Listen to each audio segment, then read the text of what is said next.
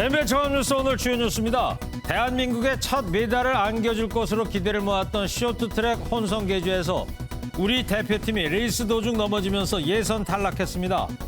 에이스 최민정과 황대현을 비롯한 선수들은 내일 저녁 쇼트트랙 개인전에서 다시 메달 사냥에 나섭니다. 이재명 더불어민주당 대선 후보가 봉하마을을 찾아 고 노무현 전 대통령을 기리며 균형 발전 정책을 계승한 남부 수도권 공약을 발표했습니다. 광주 5.18 민주묘지를 참배한 윤석열 국민의힘 대선 후보는 5월 정신을 계승해 국민 통합을 이루겠다며 호남 구애에 나섰습니다. 더불어민주당은 화천대유 대주주 김만배 씨와 정영학 회계사 간 녹취록이 추가 공개된 데 대해 윤석열 후보와 김 씨가 깊숙한 관계라는 증거라며 특검 시행을 주장했습니다. 이에 대해 국민의힘은 김 씨의 허풍 몇 마디로 터무니없는 허위 사실을 유포했다면서 이재명 후보의 법인카드 사용 내역 공개 요구 등 반격에 나섰습니다. 염증과 고름이 생겨 폐기해야 할 돼지고기 50여 톤을 헐값에 사들여 재판매한 일당에게 대법원이 징역형을 확정했습니다. 이들은 문제 부위를 제거한 뒤에 판매를 했다며 무죄를 주장했지만 법원은 인체 건강을 해칠 우려가 있었다고 지적했습니다. 주말에도 코로나19 신규 확진자 수가 4만 명에 육박하며 또 한 번 역대 최다치를 경신했고 누적 확진자는 100만 명을 돌파했습니다. 내일 문재인 대통령이 6개월 만에 중앙재난안전대책본부 회의를 직접 주재하기로 한 가운데 교육부는 오는 3월 새학기 등교 방안을 발표합니다. 북한이 전 세계 가상화폐 거래소에 대한 사이버 공격을 통해 얻은 수익으로 핵과 미사일 개발을 지속하고 있다는 유엔의 분석이 나왔습니다. 오늘 대내외 현안을 논의하는 최고인민회의가 열리는데 김정은 국무위원장의 대외 메시지가 나올지 주목됩니다.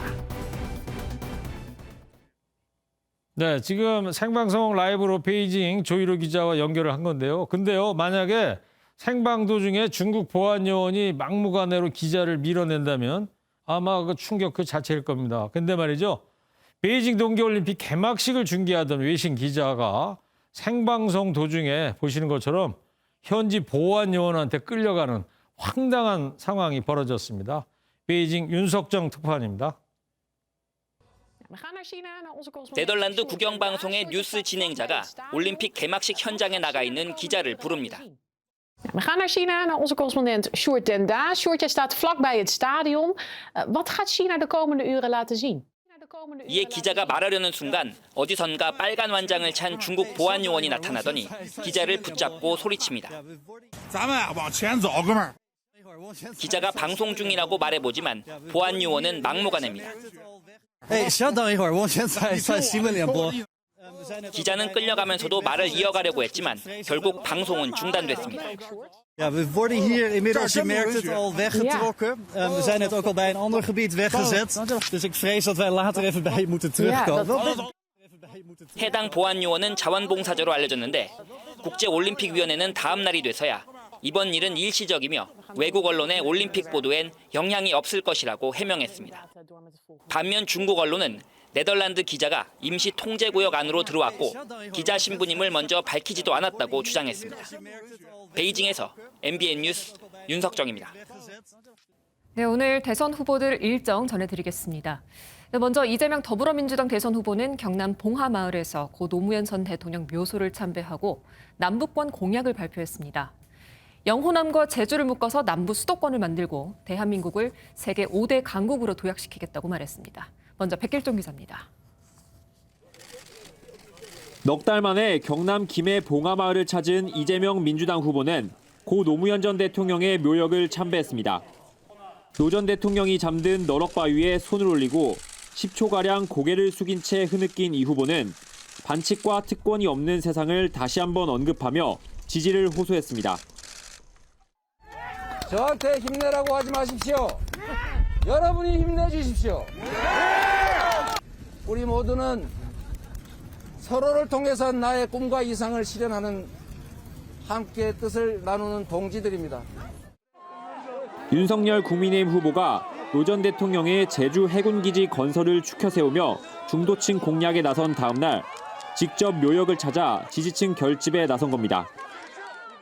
이재명 후보는 노무현 정부의 균형 발전을 계승해 영남과 호남, 제주를 하나의 단일 경제권인 남부 수도권으로 만들겠다고 공약했습니다.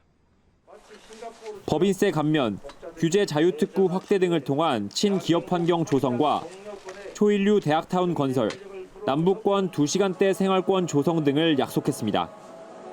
이 후보는 부산에서도 가덕도 신공항 2029년 개항, 2030 부산 엑스포 유치 지원 등 맞춤 공약을 발표하며 PK 표심을 공략했습니다. MBN 뉴스 백길종입니다. 윤석열 국민의힘 대선 후보는 오늘 광주 5.18 민주묘지를 찾았습니다. 지난해 전두환 옹호 발언 사과로 찾았던 이후 두 번째 방문인데 이번에도 일부 시민들의 반대로 추모탑에 분향하지는 못했습니다. 윤 후보는 5월 정신을 계승해서 국민 통합을 이루겠다 이렇게 말했습니다. 이어서 노태현 기자입니다. 광주를 방문한 윤석열 국민의힘 대선 후보는 가장 먼저 5.18 민주묘지로 향했습니다. 전두환 옹호 발언을 사과하기 위해 민주묘지를 찾았다가 시민들의 거센 항의에 부딪혔던 지난해 11월 이후 3개월 만입니다. 일부 5.18 단체 회원들에 막혀 추모탑에 분향을 하지는 못했지만 5월 정신을 되새기며 국민 통합을 재차 강조했습니다. 5월 정신이라는 것이 피로써 민주주의를 지킨 것이기 때문에 자유민주주의와 국민 통합의 정신이라고 생각합니다. 아파트 신축공사 붕괴 사고 현장을 방문해서는 실종자 가족을 위로하고 사법당국의 정확한 사고 경위 조사를 촉구했습니다. 윤석열 후보는 건설 관행의 문제점을 지적하며 재발 방지를 위한 제도 개선을 약속했습니다. 필승 결의대회에서 윤 후보는 국가 AI 데이터 센터 구축 등 광주 지역 맞춤형 6대 공약을 발표하기도 했습니다. 광주와 호남에서 몇 %의 지지율이 나오건 상관없이 제가 약속한 AI 디지털 데이터 기반의 선도 도시 광주를 반드시 만들겠습니다. 국민 통합을 내세운 1박 2일간의 제주 광주 일정을 마친 윤석열 후보는 남은 대선 기간 중도층 표심 잡기에 전력을 다한다는 계획입니다. MBN 뉴스 노태현입니다. 화천대유 대주주인 김만배 씨와 정영학 회계사 간의 녹취록이 추가로 공개되자 더불어민주당은 특검 실시를 주장하면서 공세 수위를 높였습니다. 반면에 국민의힘은 이재명 후보의 아내 김혜경 씨의 법인카드 유용 의혹과 관련해서 사용 내역을 공개하라면서 맞받았습니다. 계속해서 조창훈 기자입니다. 유튜브 채널 열린공감TV는 어제 화천대유 대주주 김만배 씨가 정영학 회계사와 나눈 대화 녹취록을 추가로 공개했습니다. 여기엔 김 씨가 나는 윤석열하고 욕하고 싸우는 사람이다. 윤석열이 봐주는데도 한계가 있다는 식으로 말했다는 내용 등이 담겼습니다. 더불어민주당은 윤석열 국민의힘 대선 후보와 김 씨가 매우 깊숙한 관계라는 증거라고 주장했습니다. 무엇을 봐주었습니까? 부산저축은행의 수사를 봐주기 수사했다는 것을 윤석열 후보가 이야기한 것이다 라고 우리는 추론할 수밖에 없습니다. 이재명 후보는 이 문제를 조사할 특검을 수용하라고 윤 후보에 촉구하기도 했습니다. 이양수 국민의힘 선대본부 수석대변인은 김만배 씨 허풍 몇 마디로 터무니없는 허위사실을 유포했다며 강하게 반발했습니다. 국민의힘은 이 후보 아내 김혜경 씨의 법인카드 불법 사용 의혹에 대해 떳떳하면 사용 내역을 정보 공개 청구하라며 공세에 나섰습니다. 검증에 대해 가지고 성실히 임해야 될 것이다 이렇게 생각합니다. 젊은 세대가 가장 싫어하는 갑질에 가까운 사건이기도 하고. 또한 이 후보 장남의 군병원 특혜 입원 의혹에 대한 민주당 해명도 앞뒤가 맞지 않는다며 관련 서류를 제시하라고 촉구했습니다. MBN 뉴스 조창훈입니다.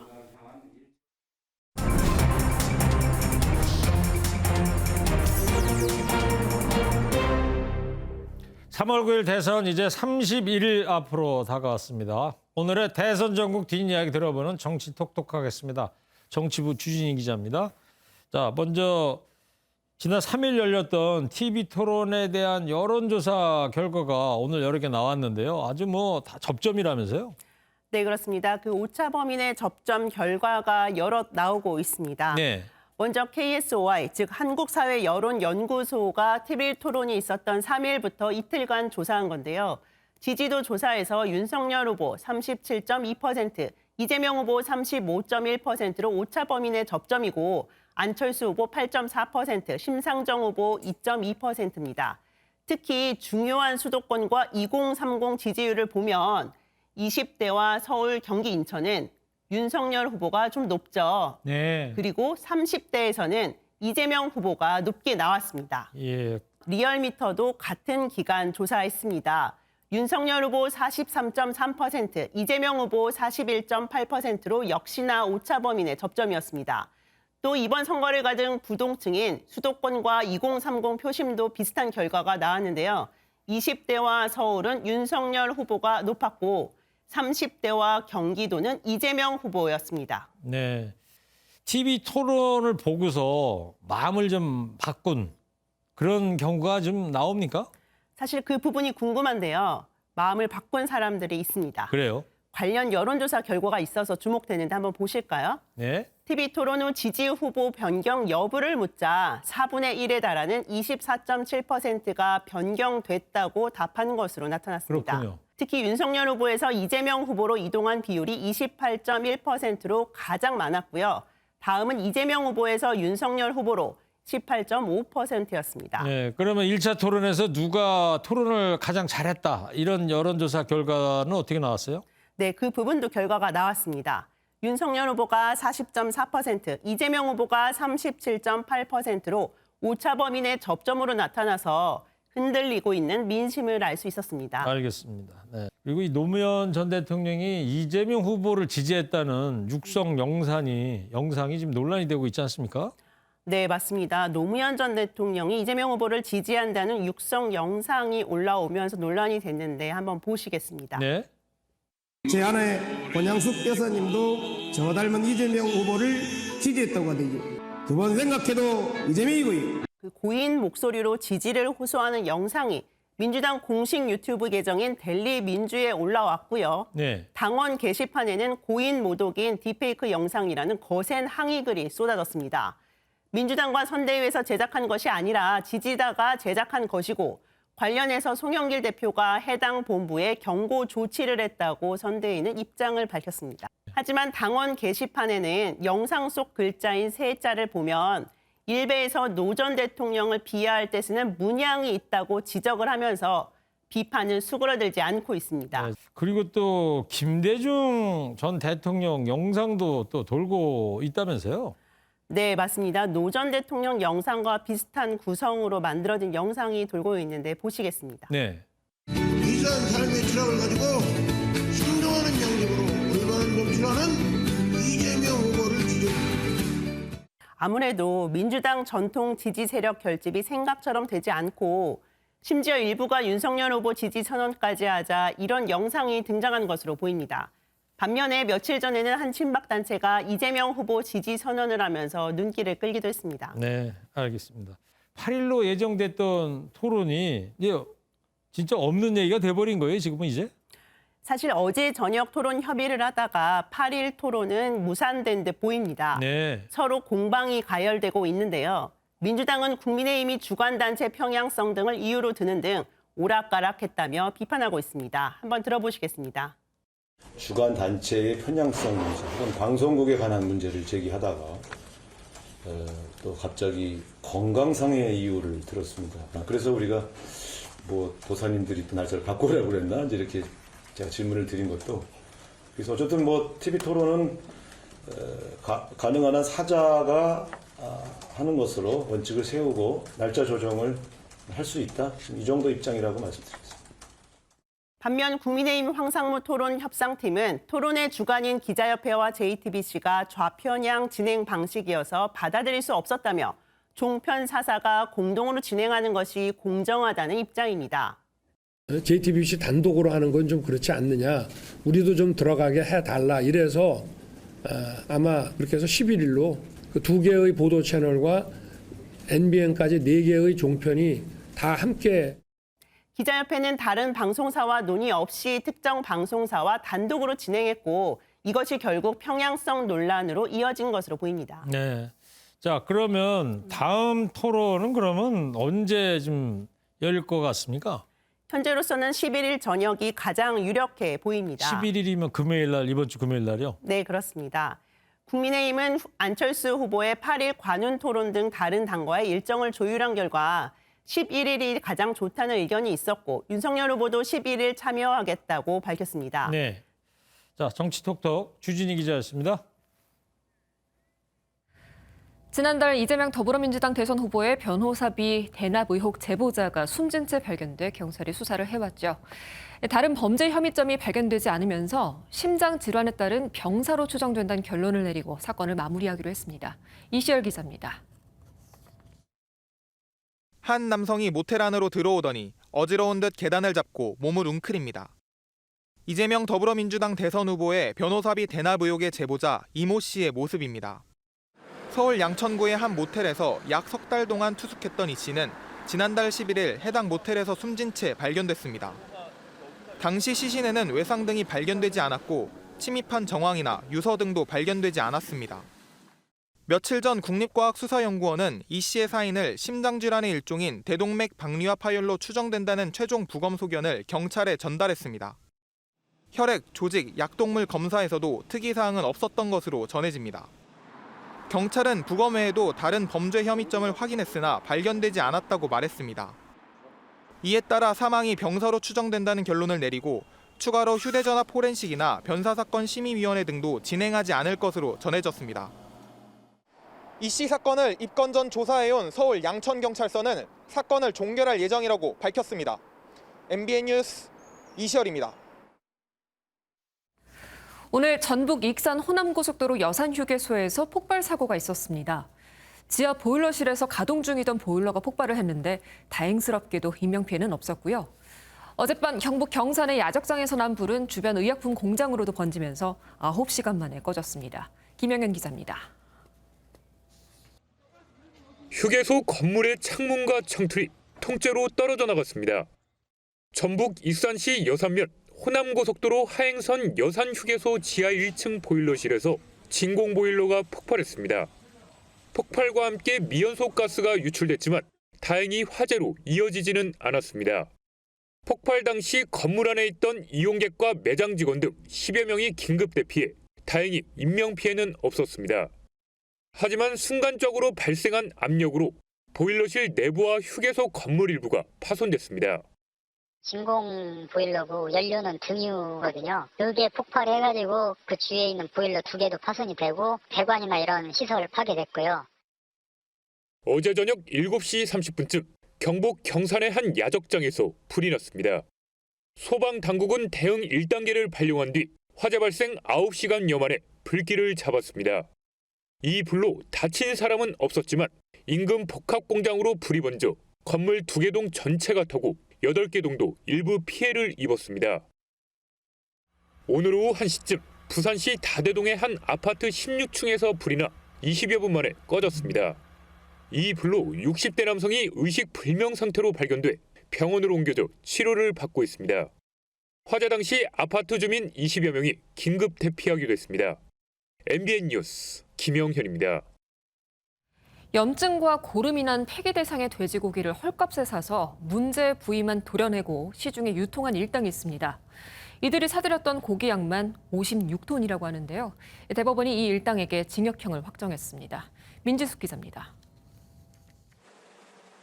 지난 2017년 인천의 한 식욕 포장 처리 업체는 돼지고기 목살 56톤을 시중가보다 싼 값에 사들였습니다. 업체 대표 A씨와 비사 E씨는 해당 고기를 가공한 뒤 8배 높은 가격에 되팔았습니다. 비정상적인 가격에 거래가 가능했던 건 해당 고기가 염증과 고름이 생긴 돼지에게서 나왔기 때문입니다. 축산물 위생관리법상 인체 건강을 해칠 우려가 있는 축산물은 판매 또는 판매 목적의 가공이 금지됩니다. 하지만 재판에 넘겨진 A씨 일당은 고름 부위를 제거한 뒤 판매했기 때문에 문제가 없다며 무죄를 주장했습니다. 1, 2심 재판부는 두 사람에게 각각 징역 1년 6개월과 2년의 실형을 선고했습니다. 법원은 마땅히 폐기되어야 할 부위를 가공해 판매했다며 엄한 처벌이 불가피하다고 설명했습니다.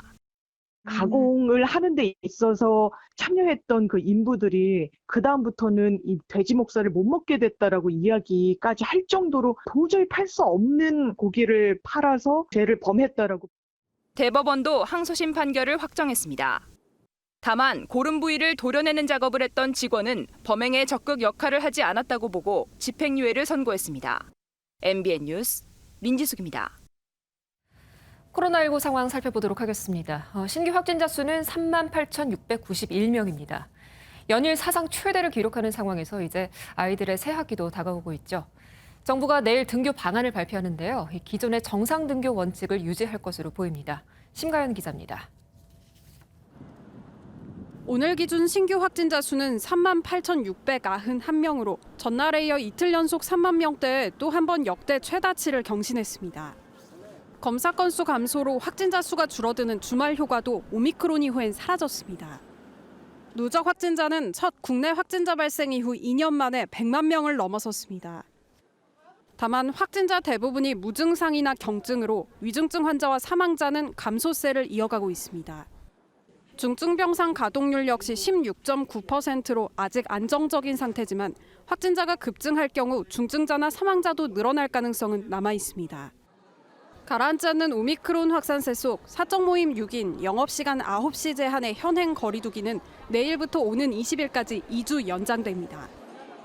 다가오는 3월 교육부의 새학기 등교 방안도 내일 발표됩니다. 정상 등교의 원칙을 지키면서도 지역별 학교별 특성에 맞는 유연한 대응이 가능하도록 1학기 학사 운영 방안을 수립하고 있습니다. 이를 위해 학교에서도 기존 보건소 PCR 외에 신속 항원 검사를 활용하고 재택치료 학생을 위한 대체 수업을 내실화하는 방안이 검토되고 있습니다. 문재인 대통령은 내일 6개월 만에 중앙재난안전대책본부 회의를 직접 주재하기로 했는데 일상회복 재개 언급이 나올지 관심이 쏠립니다.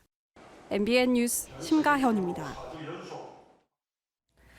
확진자 급증과 동시에 재택 치료자도 하루 평균에 10,000명꼴로 크게 늘고 있습니다.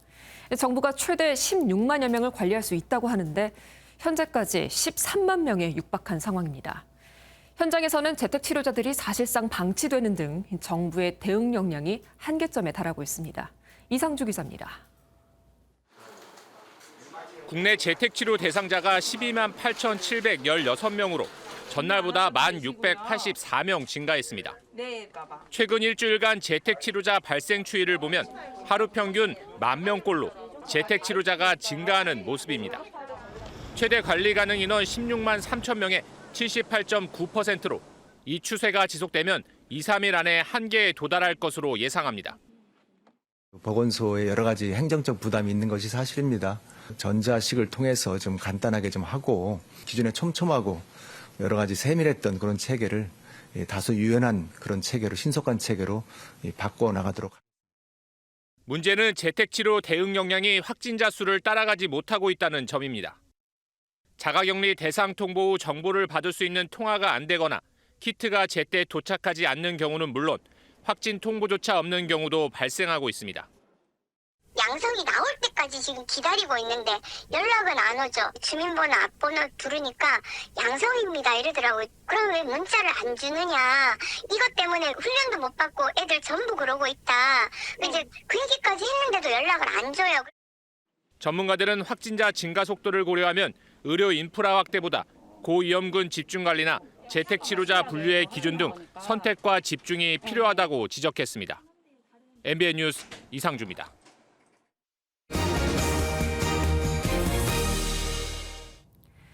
동계올림픽은 눈과 얼음의 향연이기도 하죠. 그렇죠. 네. 특히 빙상 종목은 쇼트트랙, 스피드, 피겨 여러 가지가 있잖아요. 네, 그래서 뭐 종목마다 얼음의 온도 또 두께도 다 다르다고 합니다. 그렇군요. 네. 그러니까 쇼트트랙은 얼음이 좀 단단해야 될 것 같고 네. 피겨는 점프도 해야 되니까 좀 부드러워야 될 것 같기도 하고요. 그리고 또 뭐 이렇게 쓸어주는 그 영미 컬링도요 다 상태가 다르다고 해요.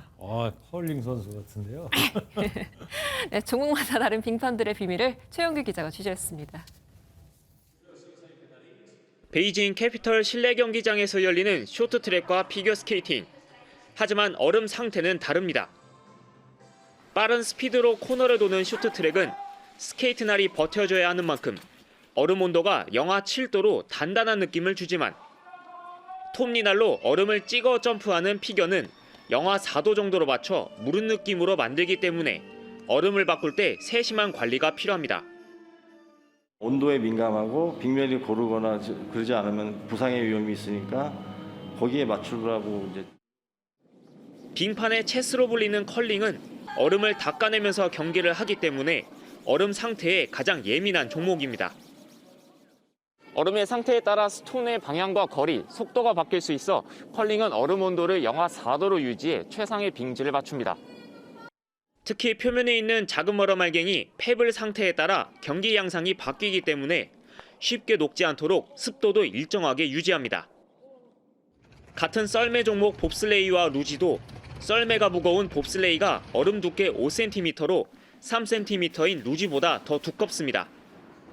이 때문에 얼음이 더 얇은 루지 종목을 먼저 치르고 물을 더 뿌려 얼음을 두껍게 만들고 봅슬레이 경기가 시작됩니다. 종목마다 숨겨진 얼음의 비밀, 알고 보면 더 즐거운 올림픽을 즐길 수 있습니다. MBN 뉴스 최영규입니다. 북한이 가상화폐 거래소를 해킹해서 얻은 수익으로 핵과 미사일 개발을 지속하고 있다는 유엔의 분석이 나왔습니다. 북한은 오늘 우리로 말하면 정기 국회격인 최고인민회의를 엽니다. 이 자리에서 대내외 현안을 논의하는데 이 김정은 위원장이 대외 메시지를 내놓을지도 관심이 쏠리고 있습니다. 김지영 기자입니다. 지난달 30일 올 들어 7번째 무력 도발인 중거리 탄도미사일 IRBM을 발사하며 레드라인에 바짝 다가선 북한. 1월 30일 지상 대 지상 중장거리 탄도미사일 화성 12형 검수 사격 시험이 진행됐습니다. 유엔 안전보장이사회는 북한이 핵과 미사일 개발을 지속하고 있다고 평가했습니다. 로이터 통신은 안보리 산하 대북제재위원회의 연례보고서 초안을 인용해 지난 1년간 핵 미사일 개발과 유지 보수는 계속됐다며 해외로부터 계속해서 물질과 기술을 구하려 했다고 전했습니다. 특히 북한의 사이버 공격 실태를 소개하며 무기 개발의 주 수익원으로 분석했습니다.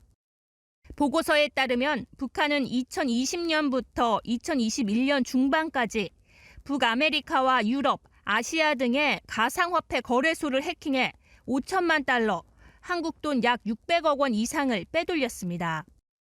제재를 통해서 어려움을 겪는 그런 상황에서는 오히려 그런 사이버 공격이나 해킹을 통해서 자신들의 일종의 통치 자금을 버는 그런 활동들을 꽤 해왔었죠. 북한은 최고인민회의를 열고 올해 사업 방향 등을 논의할 예정인데 지난해 말 당 전원회의 이후 대외 메시지를 내지 않은 김정은 위원장이 핵 미사일 모라토리엄 철회 검토 관련 직접 입장을 밝힐지 주목됩니다. MBN 뉴스 김지영입니다. 휴일인 오늘도 바람 끝이 차가웠습니다. 곳곳으로 한파특보가 확대 강화됐는데요. 현재 중부와 경북 내륙을 중심으로는 한파특보가 발효 중이고요. 이들 지역은 내일 아침 기온이 영하 15도 안팎을 보이겠습니다. 철원의 아침 기온 영하 14도, 체감온도는 영하 19도 보이겠고요. 대관령의 체감온도도 영하 24도 보이면서 매우 춥겠습니다. 이 추위는 내일까지 이어지다가 모레부터는 기온이 쑥쑥 올라 평년 기온을 회복하겠습니다.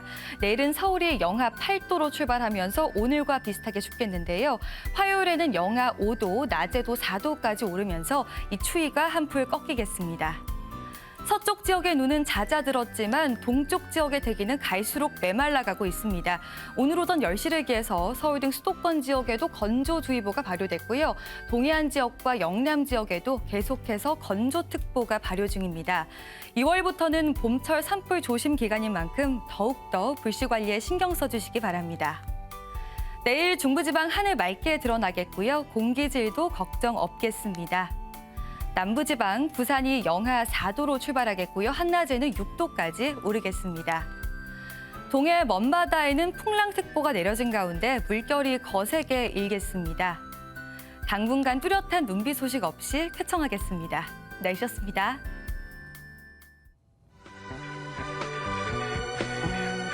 마이너스에 연이 나오군요.